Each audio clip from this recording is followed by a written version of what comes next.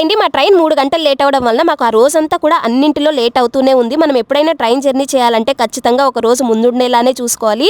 లేదంటే వెళ్లాల్సిన పని కన్నా పనంతా అయిపోయిన తర్వాత అయితే వెళ్తాము. ఇంకా ఎంగేజ్మెంట్ పార్టీ దగ్గరికి అయితే వచ్చేసాము. చాలా మంది అడుగుతున్నారు, నువ్వు ఇంత జర్నీస్ చేస్తావు కదా, నీ ఫేస్ లో గ్లో ఎందుకు అస్సలు తగ్గదు అని చెప్పేసి. ఇక్కడ మీకు ఒకటైతే చూపిస్తాను, ఆగండి.